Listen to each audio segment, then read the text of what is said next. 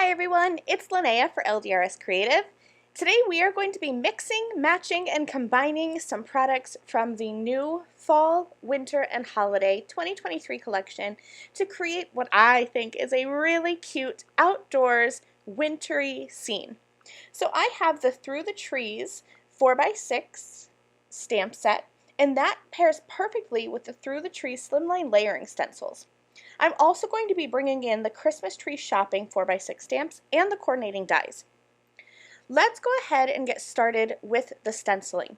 Now the Through the Trees Slimline Stencils is a set of 3 stencils that layer together to create a tree line that is just absolutely gorgeous. There are etched lines on these stencils so that you can easily line them up.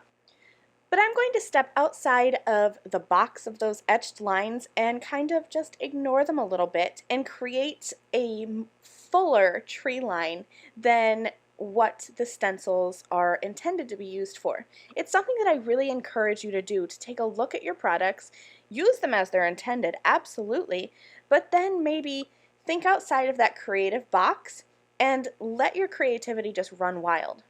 So I'm starting here with that first stencil, and I have 3 shades of LDRS Creative Hybrid inks. I started with my lightest shade, which was Key Lime Pie, and then I lined up that second stencil, and for now I am following those etched lines.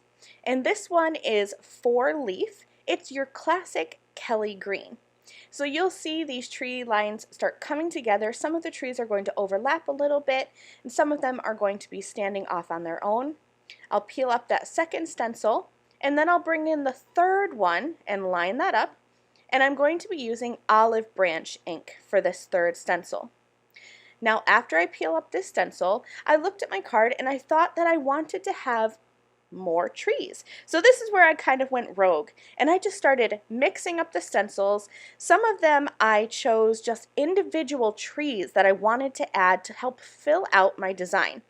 So I looked at all the stencils, stencil 1, stencil 2, stencil 3, and I just brought in and mixed up all 3 of those colors. So here you see me, this is stencil 2, and I just kind of shifted left and right, brought in maybe 1 tree here, 2 trees there, and you can see how I filled in that whole tree line.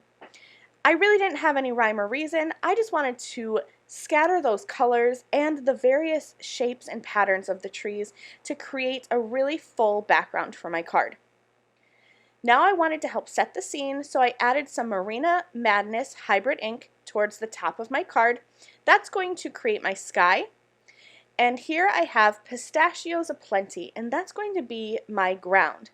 I wanted to have a cool color for my ground, something that would mimic freshly fallen snow, since that is the scene aesthetic that I'm going for, and I love minty greens as the ground for winter scenes. I think it's unexpected, but it really helps fit.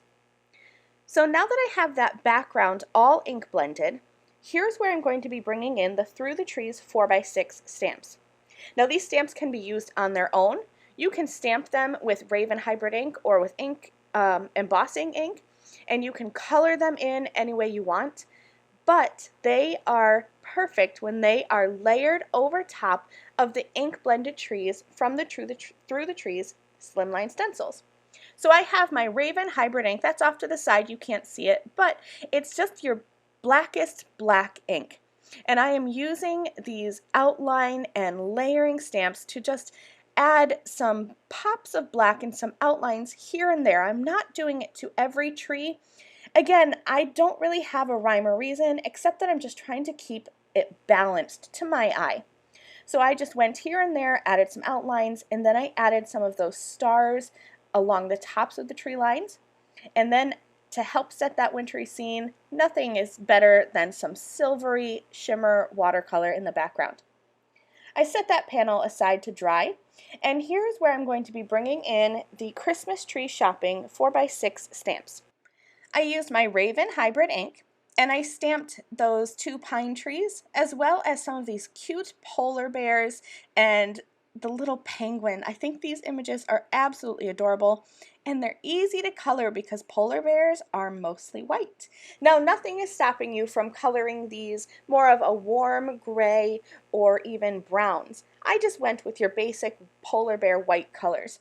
So I have some cool gray markers, and I like to start with my darkest color along the edges where I'm going to have my shadows, and then I blend that out with a medium and then a light, and then since this is supposed to be a white bear, I did bring in my colorless blender and just blended that out to kind of create that highlight of where there may not be any color, but I wanted there to be some shadows. I also have some pine green colors that I'm going to be using to color in my trees. Again, I'm starting with my darkest marker, and then if I have a medium color, I'll go to my medium. If not, I go straight to my lightest color. I always encourage you to color with whatever medium is most comfortable for you and to color in whatever way is most comfortable for you.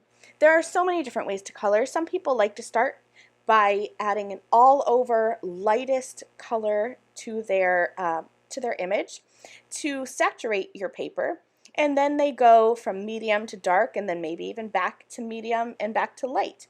Any way that you color is absolutely fine. I just like to color darkest to lightest because that's the way I learned. I find it easiest, and I find that I get the most depth of shadow that way. After I finished coloring all of those images, I went ahead and used the Christmas tree shopping coordinating dies, and I cut out those images. And before I add them to my card, I'm going to stamp a sentiment near the bottom of my panel. And this came from a new stamp set called The Stockings Were Hung. It's a great stamp set. I love the image in the stamp set, but I also love all of the many sentiments. So I grabbed one of my favorites and one that I thought would help fit this scene, and I added it near the bottom of my card. And then I'm going to just start playing around, adding these images to the front with some foam tape. And here is my finished card. I hope that you love how this card came together. I hope it encourages you to take a look at these new products, use them how they're intended to be used, and then take them up a notch and step outside the box. Thanks so much for watching. I'll see you soon. Bye!